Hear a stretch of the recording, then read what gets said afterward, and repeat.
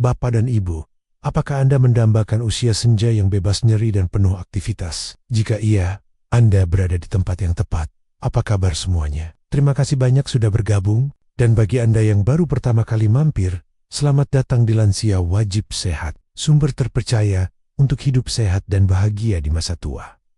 Sebagai seorang dokter, saya sering melihat pasien yang terkejut saat mengetahui bahwa kebiasaan sehat mereka justru menjadi akar masalah. Kisah Nenek Yuni adalah salah satunya. Ia datang dengan keluhan nyeri kaki dan bengkak yang tak kunjung hilang. Padahal ia merasa sudah rutin mengonsumsi buah-buahan setiap hari. Setelah saya telusuri ternyata buah-buahan favoritnya seperti nanas, pisang, dan manggalah yang diam-diam memicu peradangan. Saya menjelaskan bahwa meskipun kaya vitamin, kandungan gula dan asamnya bisa membebani sendi yang menua. Dengan sedikit penyesuaian, kami mengganti buah-buah pemicu peradangan itu dengan alternatif yang lebih ramah sendi seperti buah beri dan alpukat. Hanya dalam 2 minggu, senyumnya kembali mereka. Kakinya terasa lebih ringan, dan ia bisa berjalan dengan niam. Kisah Nenek Yuni menjadi pengingat bagi saya dan semua pasien dalam dunia kesehatan. Solusi terbaik terkadang bukan tentang menambahkan sesuatu, melainkan tentang mengurangi hal-hal yang tidak cocok untuk tubuh kita. Memilih buah untuk dikonsumsi memang terlihat sederhana, tetapi bagi lansia, pilihannya perlu lebih cermat. Tubuh yang menua memiliki proses metabolisme yang berbeda. Kemampuan tubuh dalam mencerna gula dan mengelola peradangan tidak lagi seefisien saat muda. Oleh karena itu, beberapa buah yang dianggap sehat secara umum bisa jadi kurang bersahabat dengan kondisi sendi, otot, dan sirkulasi darah pada lansia. Penting untuk diingat bahwa setiap buah memiliki komposisi unik baik itu, kadar gula, keasaman, maupun enzim. Mengonsumsi buah-buahan tertentu secara berlebihan dapat memicu respons tubuh yang tidak diinginkan, seperti peradangan sistemik atau lonjakan gula darah yang cepat. Hal ini dapat memperburuk kondisi seperti radang sendi, neuropati, atau gangguan sirkulasi darah yang sering dialami oleh para lansia, sehingga menyebabkan rasa sakit, bengkak, dan ketidaknyamanan pada kaki. Sebelum kita masuk ke pembahasan yang lebih dalam, saya ingin tahu, dari kota mana Anda menonton video ini dan berapa usia Anda saat ini? Silakan tulis di kolom komentar. Jangan lupa juga untuk menyukai video ini dan subscribe ke Lansia Wajib Sehat, agar Anda tidak ketinggalan berbagai tips dan ilmu terbaru dari kami. Sekarang, mari kita bahas buah-buahan yang perlu diwaspadai. Daftar buah yang berpotensi mengganggu kaki lansia. Pertama, nanas memang dikenal dengan kandungan enzim bromelain yang bermanfaat untuk pencernaan dan mengurangi peradangan. Namun, bagi lansia, buah ini perlu diwaspadai karena kandungan gulanya yang cukup tinggi dan tingkat keasaman yang signifikan. Kombinasi gula dan asam ini dapat memicu respons peradangan pada tubuh yang pada gilirannya bisa memperburuk nyeri dan kekakuan pada sendi, terutama di kaki yang menopang seluruh berat badan. Selain itu, bromelain dalam nanas dapat berinteraksi dengan obat-obatan tertentu seperti pengencer darah. Bagi lansia yang menjalani pengobatan ini, konsumsi nanas berlebihan bisa meningkatkan risiko pendarahan. Oleh karena itu, jika Anda memiliki riwayat radang sendi atau sedang mengonsumsi obat pengencer darah, sebaiknya batasi konsumsi nanas atau konsultasikan dengan dokter Anda terlebih dahulu. Kedua, pisang-pisang, terutama yang sudah sangat matang, memiliki kandungan karbohidrat sederhana yang sangat tinggi. Karbohidrat ini diserap tubuh dengan cepat, menyebabkan lonjakan gula darah yang dapat memicu penyimpanan lemak dan penambahan berat. Bagi lansia, setiap kenaikan berat badan akan memberikan beban ekstra pada sendi-sendi di kaki, lutut, dan pergelangan kaki. Konsumsi pisang yang berlebihan juga bisa mengganggu sirkulasi darah di tungkai bawah. Hal ini dapat menyebabkan perasaan berat, pegal, dan bengkak di kaki.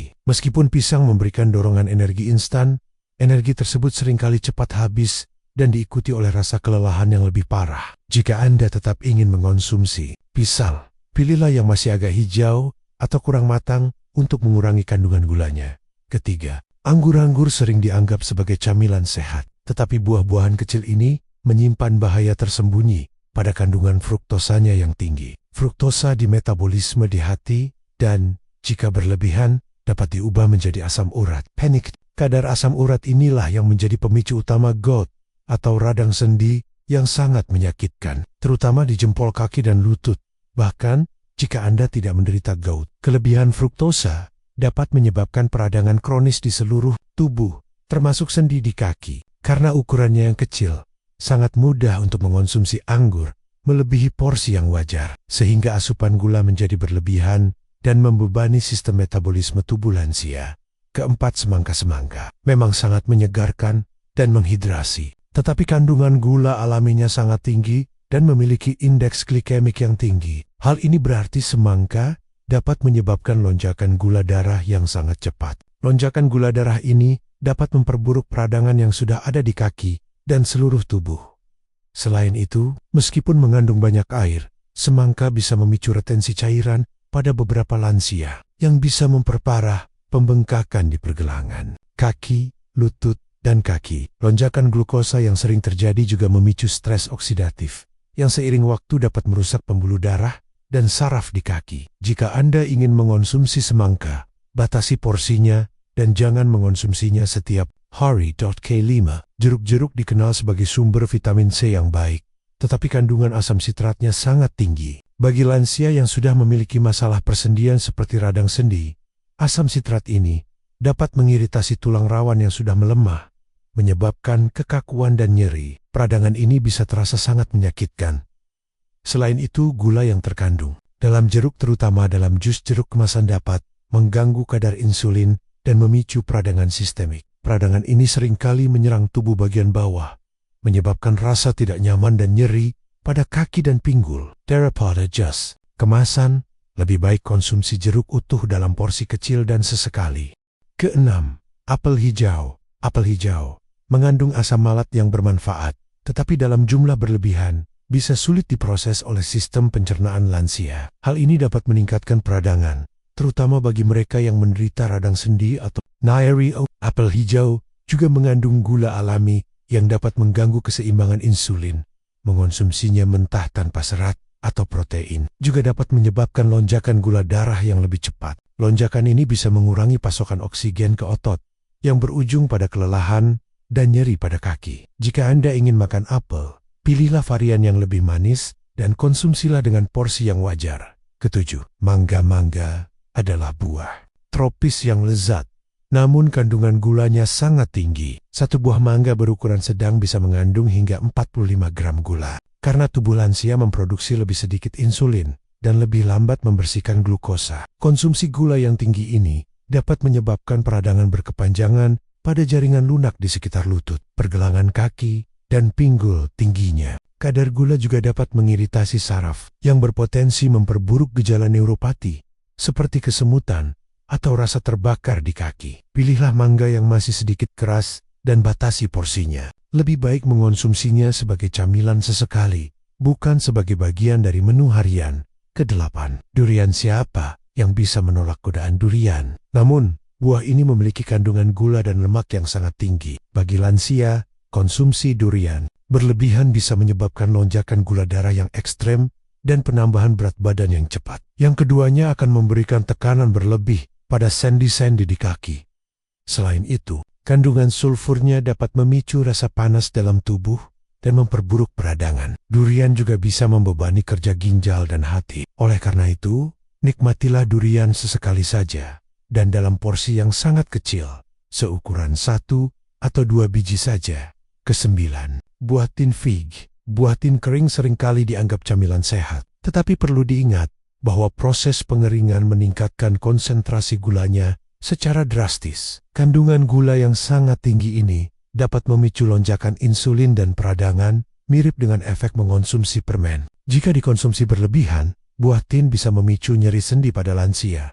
Bahkan, buah tin yang segar pun mengandung gula yang cukup tinggi. Mengonsumsi buah tin dalam jumlah banyak setiap hari dapat mengganggu keseimbangan gula darah. Sebik kontin lebih baik konsumsi dalam porsi kecil dan dikombinasikan dengan protein atau lemak sehat seperti kacang-kacangan. Ke-10, leci. Meskipun ukurannya kecil dan rasanya segar, leci memiliki kandungan gula yang cukup tinggi. Seperti buah-buahan lain dalam daftar ini, konsumsi leci yang berlebihan dapat menyebabkan lonjakan gula darah yang cepat. Hal ini dapat memicu peradangan di tubuh, terutama pada persendian yang sudah rentan Leci juga memiliki sifat panas dalam tubuh yang bisa memperburuk kondisi peradangan pada sendi. Konsumsilah leci dalam jumlah terbatas untuk menghindari efek yang tidak diinginkan. Ke-11. Cempedak. Cempedak, kerabat dekat nangka, memiliki rasa manis yang khas dan aroma kuat yang sangat menggoda. Namun, di balik kelezatannya, buah ini memiliki kandungan gula dan kalori yang sangat tinggi. Bagi lansia, konsumsi cempedak yang berlebihan dapat menyebabkan lonjakan gula darah yang signifikan, memicu peradangan pada sendi, dan berkontribusi pada penambahan berat badan yang akan menambah beban pada kaki. Selain itu, cempedak juga dikenal dapat menghasilkan gas di perut yang bisa menyebabkan kembung dan rasa tidak nyaman pada sistem pencernaan yang sudah melemah. Oleh karena itu, batasi konsumsi buah ini dan hindari memakannya di malam hari agar tidak mengganggu tidur Anda. Ke-12 nangka, mirip dengan cempedak. Nangka juga memiliki rasa manis yang intens dan tekstur unik yang seringkali dijadikan camilan atau campuran es. Buah ini mengandung karbohidrat dan gula yang tinggi, sehingga konsumsi berlebihan dapat menyebabkan lonjakan gula darah yang membebani pankreas, serta berkontribusi pada peradangan sistemik di seluruh tubuh. Beberapa lansia juga mungkin mengalami gangguan pencernaan seperti perut kembung atau sembelit, karena kandungan seratnya yang sulit dicerna dalam jumlah besar. Untuk menghindari dampak negatif ini, pilihlah nangka yang tidak terlalu matang dan konsumsi dalam porsi kecil saja. Ke-13 serikaya. Serikaya memiliki rasa manis dan tekstur lembut yang disukai banyak orang.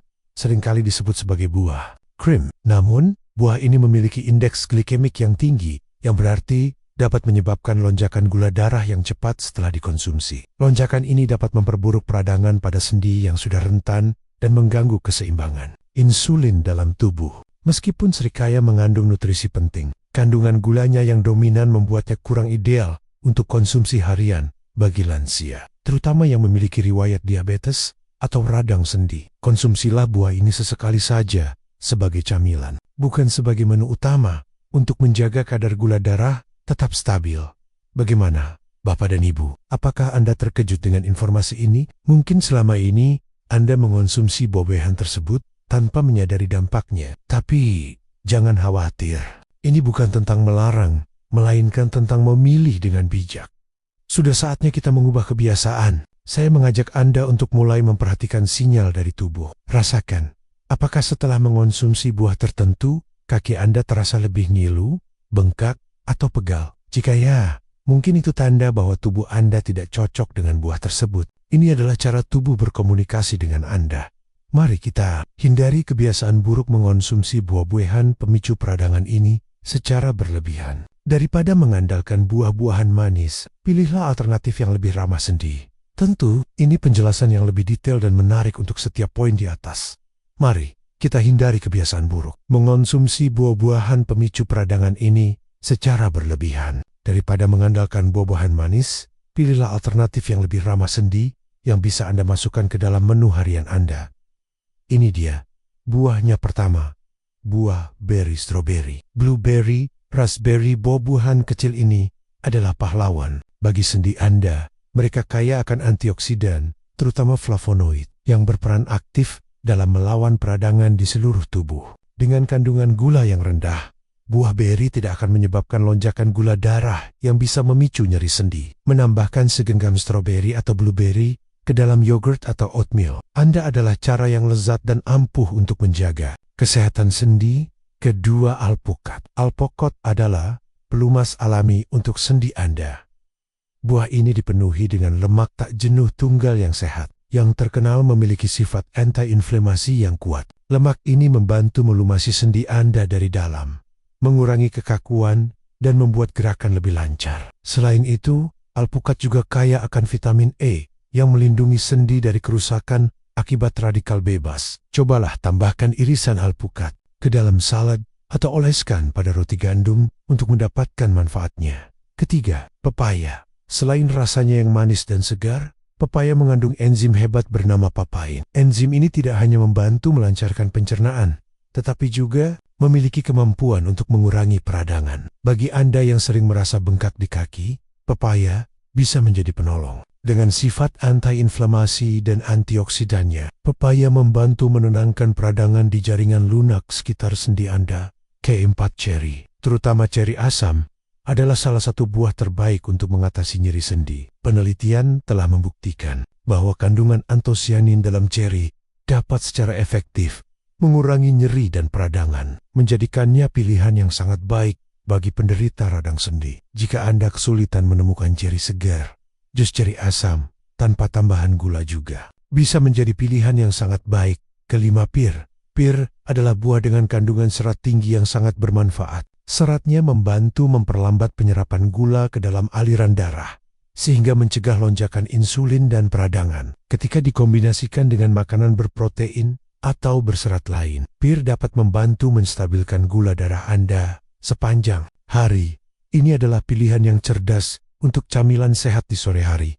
Ingat, kunci dari semua ini adalah porsi dan variasi. Jangan ragu untuk mencoba buah-buahan baru dan lihat bagaimana reaksi tubuh Anda. Anda bisa memulainya dengan mengurangi porsi buah manis dan menambah asupan buah-buahan yang lebih bersahabat dengan sendi. Jangan simpan informasi berharga ini sendiri. Ajak teman lansia Anda, tetangga, atau siapapun yang Anda sayangi. Bagikan video ini di grup keluarga atau media sosial Anda. Bersama-sama, kita bisa saling mengingatkan dan mendukung agar semua lansia bisa hidup lebih sehat, aktif, dan bebas dari nyeri kaki. Mari kita jalani masa tua dengan mobilitas yang baik dan penuh kebahagiaan.